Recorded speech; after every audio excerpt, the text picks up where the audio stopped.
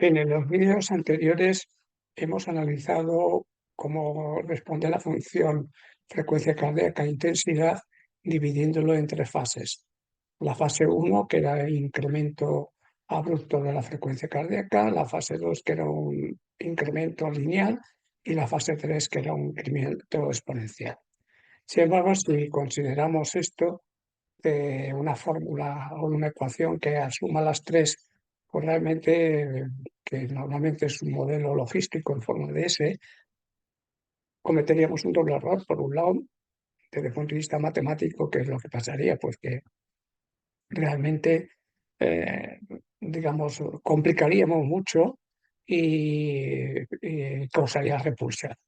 Entonces, de esa manera, pero lo más importante es que, claro, los mecanismos de regulación cardiovascular no funcionan a trozos, es decir, no funcionan primero de aquí a aquí, luego de aquí a aquí y luego de aquí a aquí, ¿no? Sino que los mecanismos de regulación funcionan todos a la vez, no de forma secuencial. Meto primera, meto segunda, meto tercera, meto cuarta, meto quinta, no, no, no. Actúan todos a la vez. Lo que pasa es que predominan unos sobre los otros según las circunstancias. Entonces, claro, los modelos matemáticos no son realmente especulaciones abstractas, sino que obedecen a diseños experimentales, digamos, en seres humanos, como por ejemplo los protocolos realizados por Fukihara, y la necesidad de una lectura biológica de cada término de las ecuaciones. Bien, pues en esta segunda diapositiva, los mecanismos de regulación se pueden resumir en tres. El mecanismo feed-forward, que es lo que se conoce con el nombre de activación previa al ejercicio, ¿no? Y que de alguna manera es la activación motora y en paralelo con la activación del sistema cardiovascular en este caso. El sistema feedback periférico, que es el sistema que de alguna manera informa sobre cómo está la situación mecánica del músculo y la química de los mismos, hacia el sistema nervioso central. Y el feedback central, que es la regulación de la presión arterial mediante los mecanorreceptores que están en el seno carotídeo y que habla. Bien, pues lo que sucede es que digamos, en esta diapositiva, pues se ve que los tres mecanismos, aquí tendríamos el mecanismo de regulación de anticipación, es decir, el feedback, feed forward; aquí tendríamos el mecanismo de regulación feedback periférico, y aquí tendríamos el sistema de regulación feedback central. Pero todos ellos actúan de forma simultánea, como he dicho en la introducción, y operan a la vez, pero los cambios, digamos, de preponderancia de unos sobre los otros según la intensidad. Pues el inicio, es decir, vamos a verlo como, aunque vayamos paso a paso, pues vamos a verlo como si fuera todo un continuo, ¿no? El sujeto empieza a hacer ejercicio y antes de que hacer ejercicio, inmediatamente empieza el sistema nervioso a retirar el vago. La retirada del vago hace que aumente la frecuencia cardíaca. Y luego, instantáneamente, como el sujeto empieza a moverse, pues obviamente empieza a recibir el sistema nervioso información de cómo está la musculatura en ese momento, es decir, cómo se está contrayendo y relajando. Por lo tanto, casi instantáneamente, pues empieza. ¿Qué es lo que hace esta parte? Pues como ven, el conjunto, que era un conjunto exponencial. ¿Qué hace en esta parte? Pues primero sube mucho, pero repentinamente, cuando entra el movimiento, le dice, por decirlo al sistema nervioso, no sigas por ahí, y atenúa de alguna manera la frecuencia cardíaca, que no puede seguir subiendo indefinidamente. Entonces, esto es sería, digamos, causado por el feed forward, que es la respuesta a anticipación más la acción, la información que procede de los músculos. Bien. Inmediatamente el sujeto empieza hace el ejercicio de forma, digamos, a intensidad creciente, es decir, que estaríamos en la fase 2. Pero lo que quiero decir con esto es que no hay fase 2, no hay fase 2 o no hay explicación de la fase 2, sino que es una continuación de la fase 1. Inmediatamente el organismo o los esquemas de regulación que hacen empiezan a incrementar paulatinamente la frecuencia cardíaca en relación a la intensidad, ¿vale? Tanto en el sujeto sedentario como en el sujeto entrenado. Bien, ¿esto a qué se debe? Se debe fundamentalmente a la acción, digamos, preponderante del feedback periférico. Claro, a medida que el sujeto va cada vez corriendo más rápido, más información le está trasladando al sistema nervioso y más reacción simpática hace. Entonces, estas flechas lo que indican es cómo la actividad simpática está aumentando de forma progresiva a la intensidad del ejercicio físico, ¿vale? Y eso, ¿cuál es el reflejo? En este caso, el aumento de la frecuencia cardíaca.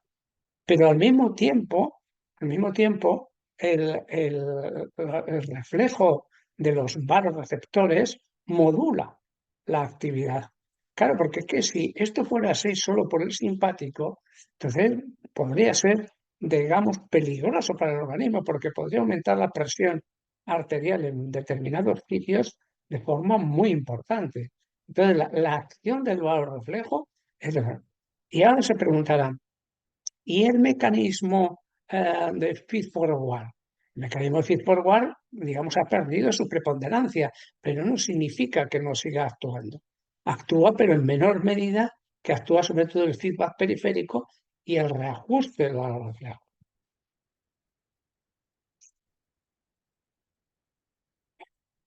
Eh, ¿Qué es lo que ocurre? Pues que como aquí, digamos, en muchos casos, los matemáticos sobre todo, dicen que esto no es lineal, que es falso que esto sea lineal, sino que esto obedece también es una función no lineal.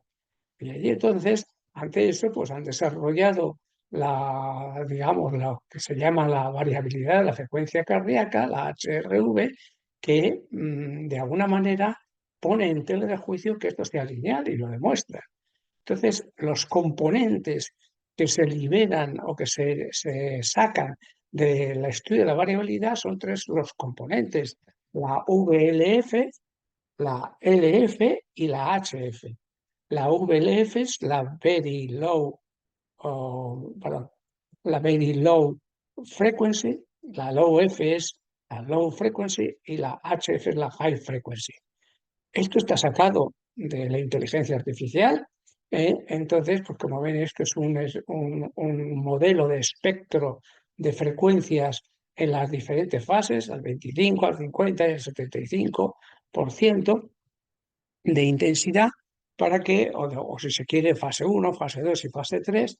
Entonces, ¿qué es lo que se ve? Pues que el espectro VLF va disminuyendo progresivamente, que el espectro este se llama LF, pues va aumentando y que el HF queda ahí de alguna manera prácticamente nulo en la fase 3, preponderando solo el LF, perdón, el VLF y el HF, y el LF, perdón.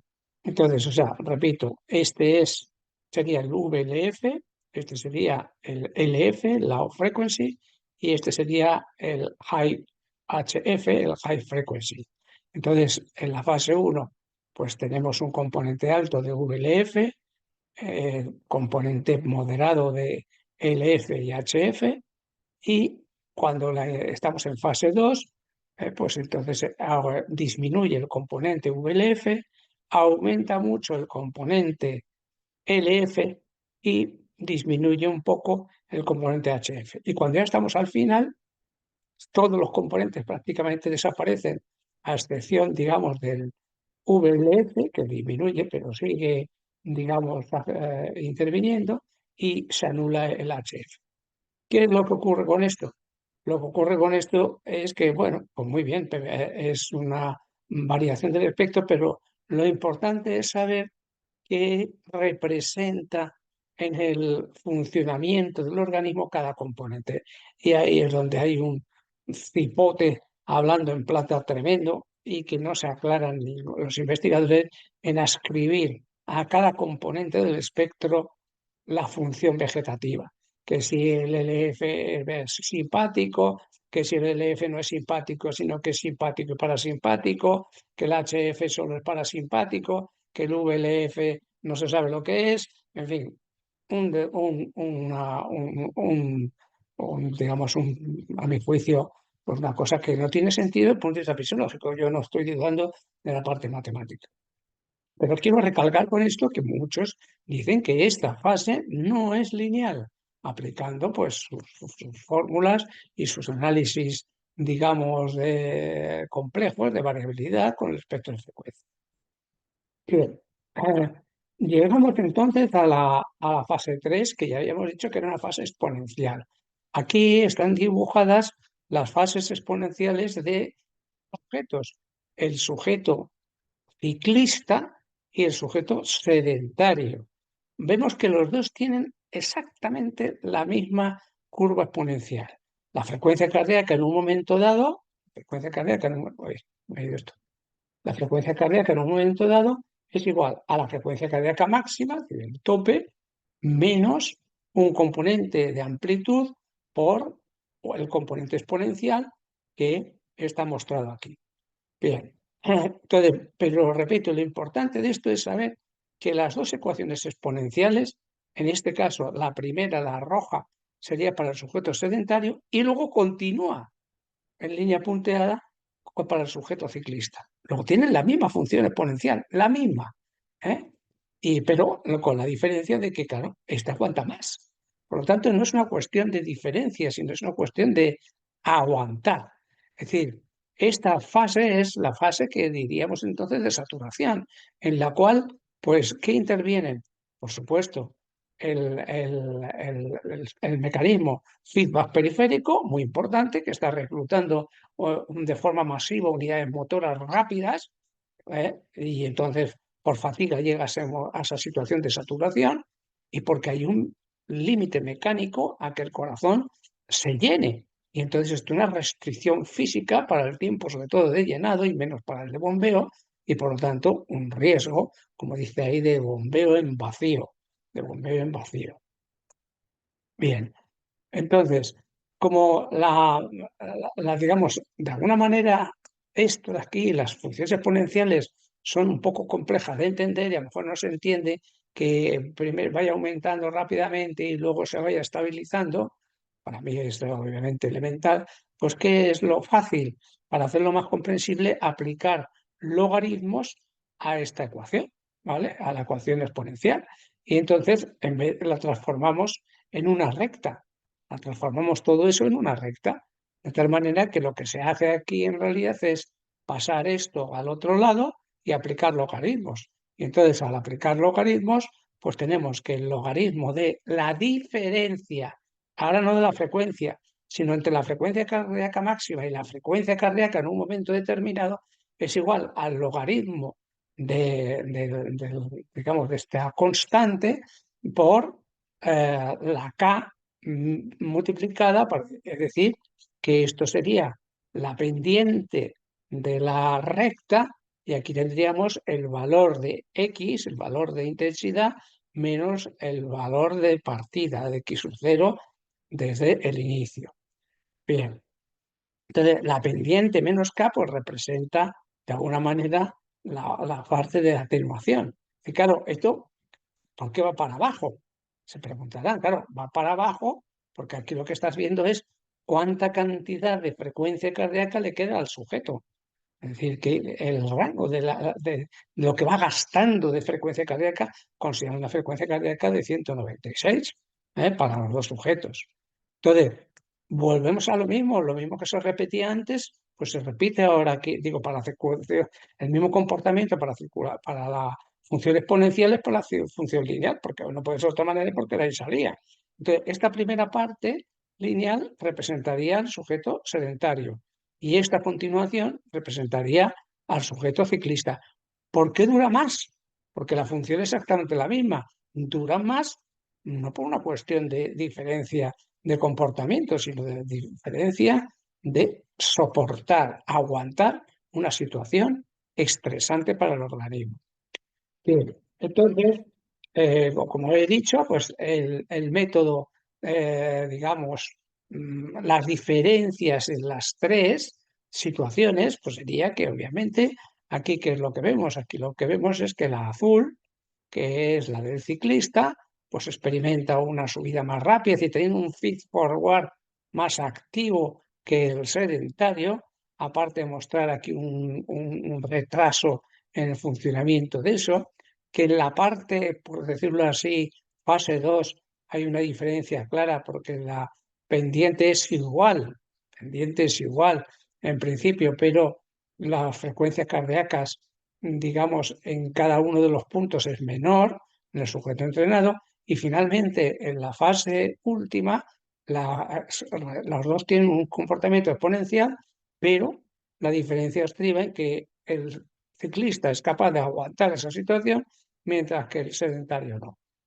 Bien, pues con esto hemos terminado lo que sería la justificación fisiológica, de lo que hemos visto, ¿no? De alguna manera,